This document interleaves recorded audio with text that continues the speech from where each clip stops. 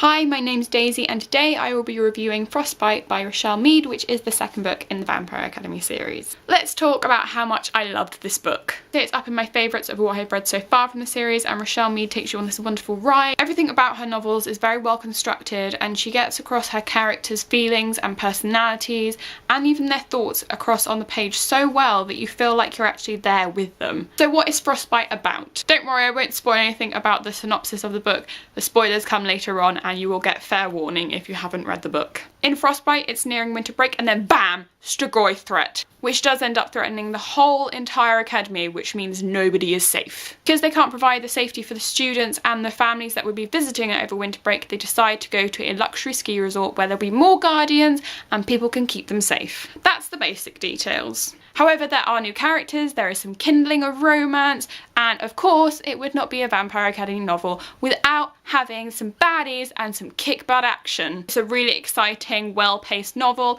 and the ending will break you into tiny, tiny little pieces that are so fragmented you won't be able to put yourself back together again. Just saying. And as we are talking about teenagers do some stupid shit. So you can guess that that probably happens within this book.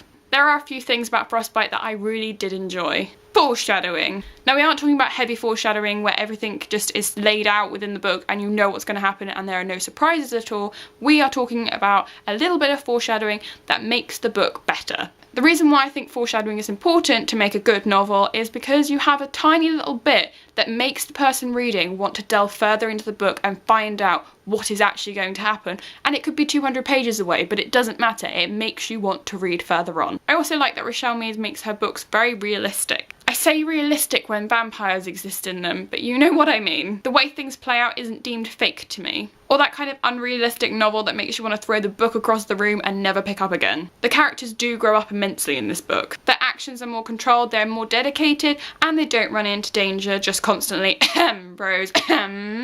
And the way they portray themselves is much more like a young adult. So growth happens not just in the plot line. We also get to delve into the family of the characters, which means some backstory time. I rated this book 5 stars on Goodreads, so it has a massive thumbs up from me. I guarantee you, if you liked Vampire Academy, you will like Frostbite. It's a really compelling and addictive book, it's constructed really well, and I just love it. Now for spoiler time. So if you haven't read Frostbite, please do not continue. I literally mean please do not continue, because there's a major spoiler that if you hear, like I did, you'll just be like, so frustrated. Mason, why Richelle? Why Mason? I really liked his character, and then he had to go and die. Why? Well, I know why, but it's gonna happen to Guardians. If you're gonna be fighting bad vampires, there are going to be a lot of casualties, but it's not fair. It's not fair. It's really not fair. Remember me saying that teenagers do stupid shit?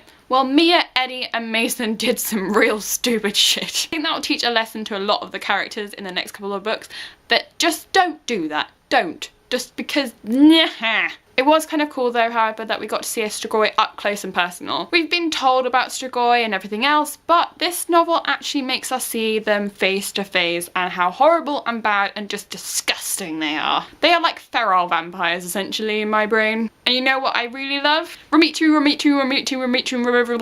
say that too many times, you can't say it properly. I guarantee you. Oh my god, just get together already, please. I know there are restrictions of why they can't get together, but just please, I can't hold the tension any longer. They are like a true OTP. Damn straight. So move out the way, Tasha. Another thing I loved was the ceremony at the very end of the book. It made me so proud of her character that she was able to fight those Strigoi and just be such a badass. Plus tattoos, just I think if you had tattoos done on the back of your neck, near your spine, it would really hurt those, so I was kind of cringing at that moment going, oh.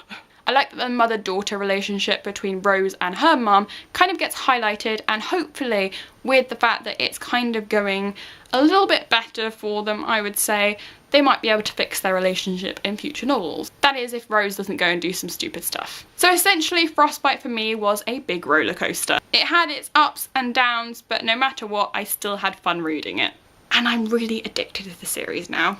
If you read Frostbite and have an opinion on it, please let me know in the comments down below, because that would be awesome to get a discussion started. On Thursday there will be a new video, which will be the Winter Wonderland tag, so I shall see you then, and thanks for subscribing, thanks for watching, and happy reading. Bye bye!